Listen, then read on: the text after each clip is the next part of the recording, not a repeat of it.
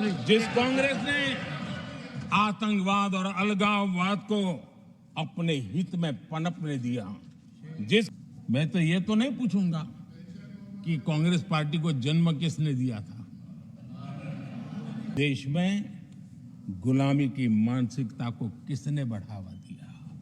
अंग्रेजों के जमाने के सैकड़ों कानून क्यों चलते रहे।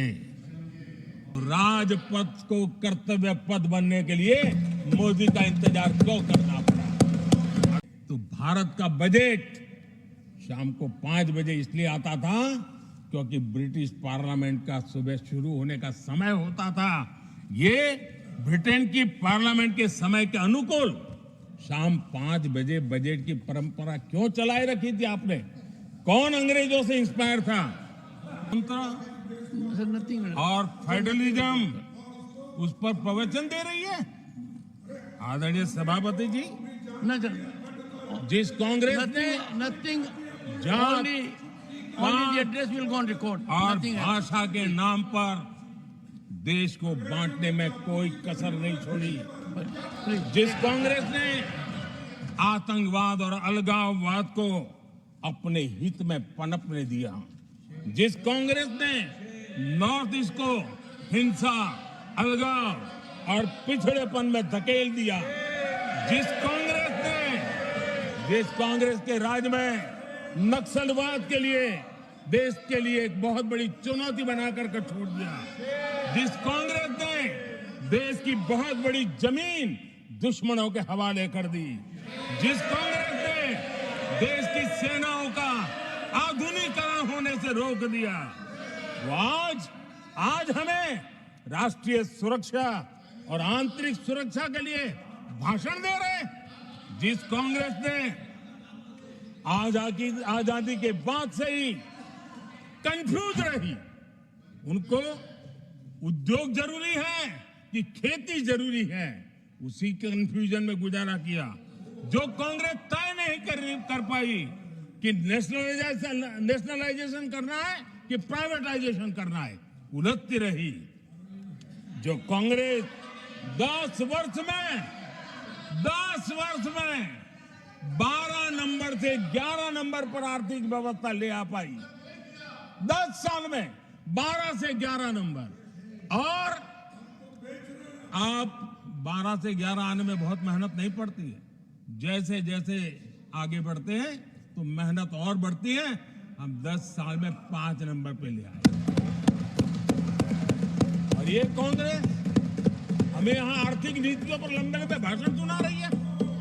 आदरणीय सभापति जी, जिस कांग्रेस ने ओबीसी को पूरी तरह आरक्षण नहीं दिया, जिसने सामान्य वर्ग के गरीबों को कभी आरक्षण नहीं दिया, जिसने बाबा साहब के बजाय बाबा साहब को भारत रत्न देने योग्य नहीं माना, अपने ही परिवार को भारत रत्न देते रहे, जिस कांग्रेस ने देश की गली सड़कों चौक चौराहे पर अपने ही परिवार के नाम के पाठ जड़ दिए हैं, वो हमें उपदेश दे रहे हैं।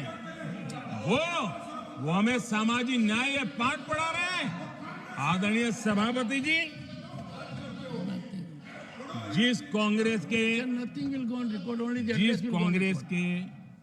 अपने नेता की कोई गारंटी नहीं है, अपनी नीति की कोई गारंटी नहीं है, वो मोदी की गारंटी पर सवाल उठा रहे हैं।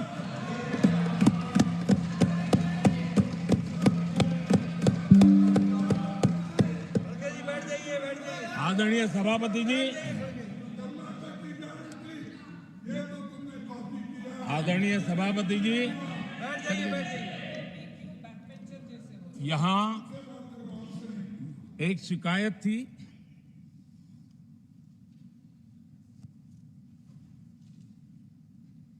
और उनको लगता है कि हम ऐसा क्यों कहते हैं, हम ऐसा क्यों देख रहे हैं। देश और दुनिया उनके 10 साल के कार्यकाल को ऐसे क्यों देखती थी। देश क्यों नाराज हो गया।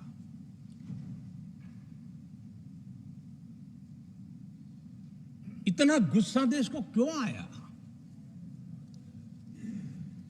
आदरणीय सभापति जी, हमारे कहने से सब नहीं हुआ है। खुद के कर्मों के फल और अब तो सामने रहते हैं, वो कोई दूसरे जन्म में नहीं होते हैं, इसी जन्म में है।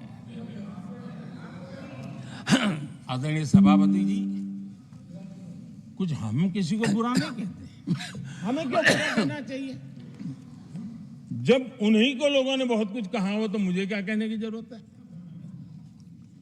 मैं एक वक्तव्य सदन के सामने रखना चाहता हूं।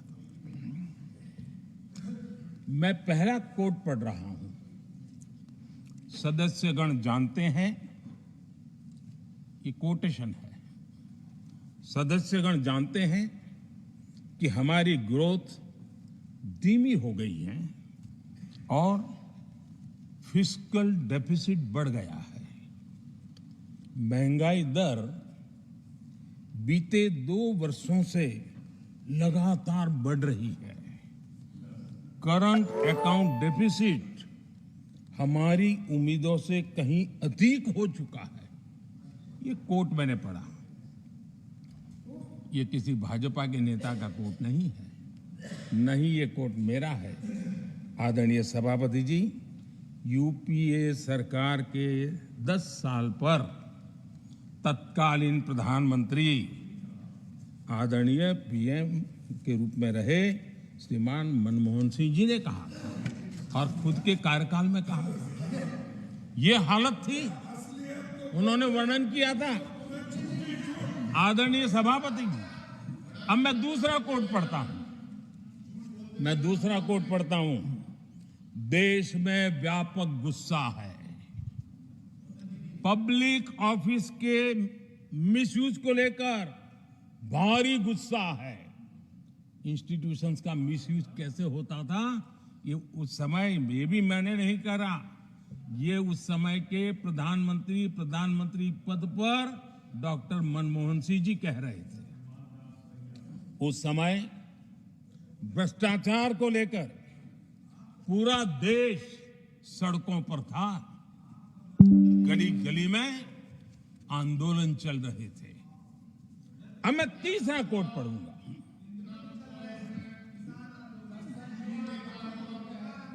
एक संशोधन की कुछ पंक्तियां हैं,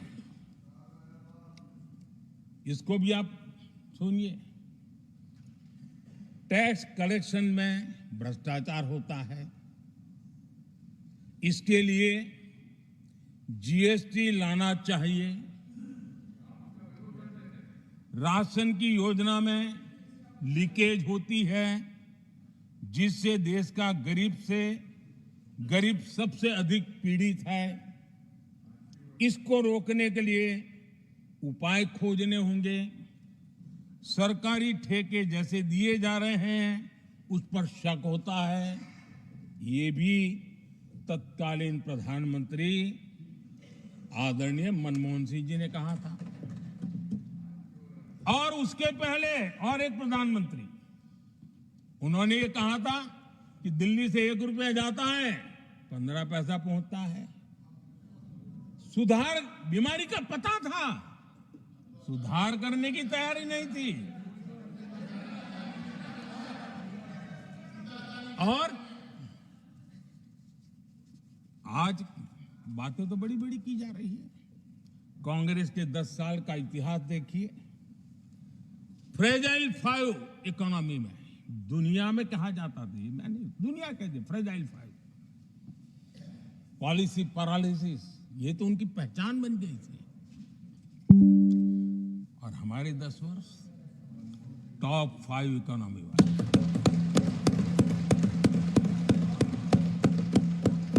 हमारे बड़े और निर्णायक फैसलों के लिए 10 साल याद किए जाएंगे। आदरणीय सभापति जी,